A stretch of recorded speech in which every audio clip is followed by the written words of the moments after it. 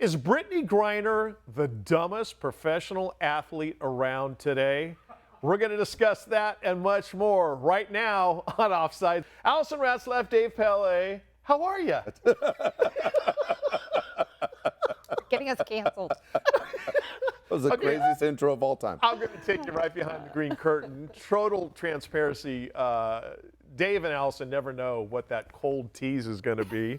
And since we're going to start off by talking about the WNBA here in this first segment, Brittany Griner said something that, seriously, you've got to be thinking in terms of either she got hit in the head with a brick or she's just out of touch with what's going on in her league. Her league is the WNBA, and this stat blows me away.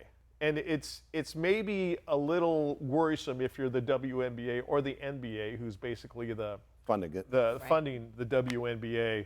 Caitlin Clark went out with a quad injury, and she's back. She's back now. But she went out with a quad injury on the 24th of May.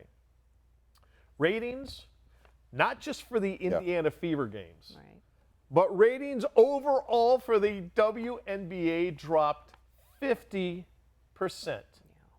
Dave, to have all of that hinging on a player, there's a lot of businesses out there who would be thinking, we make one widget, and if it fails, our profits are going to drop 50%. It's not a good business model. It's not, but if you're Caitlin Clark, you go, I have a lot of power. I mean, there's no way she can't be going to her people saying, I have a lot more power than we even thought we did. And a lot more pressure. I mean, you talk about the WNBA logo. We know the NBA logo is Jerry West. Yes. Everyone for years was saying you need to change it to Michael Jordan.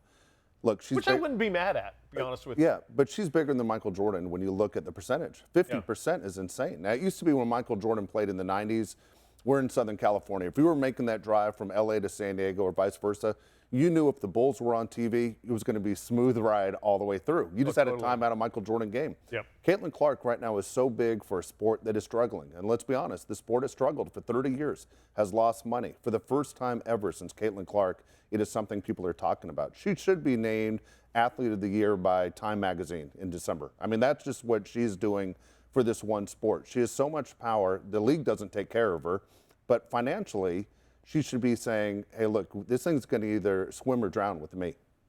Well, Allison, go ahead. Well, a lot of people didn't think Caitlin would transition to professional sports as well as she has from college. She was a brilliant college player. Was she going to transition to the WNBA? Like she wouldn't be able to sustain her style Yes, of play? but she has, and she's proven that now in her second year, right? Yeah, second year.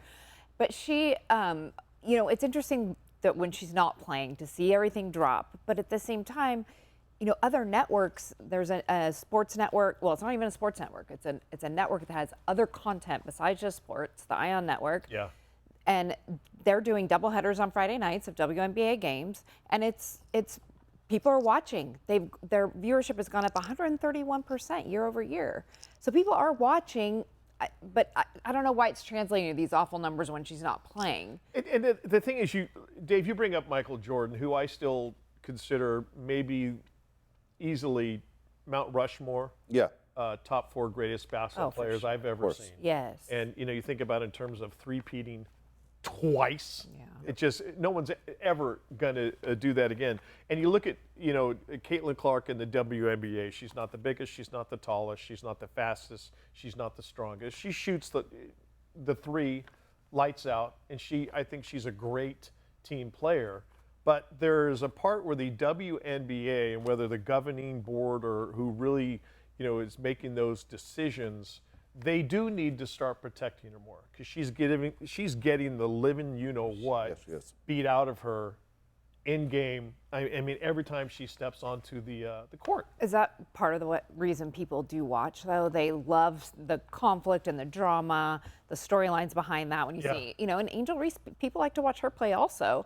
She's a badass bringing as well. She is, and she's bringing a lot of eyeballs. So I don't know if part of that is, are they being told to do that? I doubt they're being told that, but it seems very controversial that this is happening just to her, and people watch for that. I don't think it's fake with the Angel Reese drama with her and Caitlin Clark. This has gone back through college. Yeah. I think Angel Reese is smart on a business move where she said, I'm going to be the bad guy. I'm going to be the Larry Bird of Magic, the Magic to Larry Bird. I'm going to link myself into her. Now, maybe she didn't say this is my plan, but this is definitely what it has come down to. When those two are on the court at the same time, it's never good. Hasn't been good for a number of years. I agree with Mike. WNBA needs to protect their biggest star. You can't have your biggest star getting hurt, and the fans don't want to see that. Eventually, the fans are going to push back and go, this isn't for me, because it seems one-sided. You know, you don't want to say race is involved, but race is involved in this, and fan bases pick a side one way or another. Unfortunately, it's not just about wins and losses. Race is involved in this conflict. Well, it's, you know, would it be different if Caitlin Clark was black, or would this be a total non-issue? See, that's the thing that I think a lot of people either are A, afraid to talk about, or B, kind of get their heads around, because she's not the big, it's not like she's a 7-footer and just dominating and people are like, okay, that's the villain, we really dislike her, but she's great for the league. I mean, she obviously is a great women's basketball player. She does tremendous things for the league as far as we see it in the TV ratings, merchandise and whatnot, but it sucks if it's the only reason that Indiana Fever fans are following her and selling out those games because she's white, like she's the great white hope. A couple different things. I'm going to jump in on. Sorry, Allison, No, to step over you. No, you didn't. Look, number one, maybe it does help advertisers, but at the same time, there have been great WNBA players in the past. There have been Lisa Leslie, there's been Rebecca Lobos, there have been Sue Bird, there have been Diana Taurasi. Obviously, some of the women I just named aren't black. Yeah. So why is it Caitlin Clark is this working out this way in a small market? It's not like she's in New York or in LA. She's in Indiana. And yet it is still taken the country by storm when it comes to women's basketball. But is that part of it? It's giving hope to girls growing up that she isn't the fastest, strongest, tallest. I hope it's but that. she's still insanely successful. Right. So is that what's giving people that, black or white, would people be feeling that way about her? I mean, I don't have the answer, but I do think it's part of it. It's drawing crowds to the game, which apparently Brittany Griner hates. She recently made the statement that, have you seen what's going on? And I'm paraphrasing here, but she basically said, have you seen what's going on? I mean, we have people making noise in the stands and saying stuff and putting pressure on us to play better. And there's all these large crowds, and it's really taken away from the game because it used to be such a chill place. And she actually said this, where you could come, bring your laptop, do some work while we were playing on the floor. And I'm serious. If I'm the WNBA, I suspend her and say, we're not the NBA, we're not Major League Baseball, we're not the NFL. I mean, I'm the commissioner. I go to bed every night thinking, are we going to have the money to, continue to fund this league? And you're saying something so friggin' asinine. I still can't believe she said it. I can't believe she said it either. And does she realize that a huge portion of her WNBA salary is coming from people coming to the games or watching on the networks? I mean, I don't understand. Why would she? Business. It's a business, and she completely went against all the rules of business. And it's an entertainment business. Yes. It's an entertainment I mean, imagine if product. Mike was hired to do a commercial for a candy bar company. And he said, look, you're going to eat this, and you think it's going to give you energy, but it's not. You're going to feel drained. Your teeth and you're are going gonna to take a fall nap, out. and guess what? When you wake up, you're probably going to be 2 pounds. You're going to have 2 pounds heavier.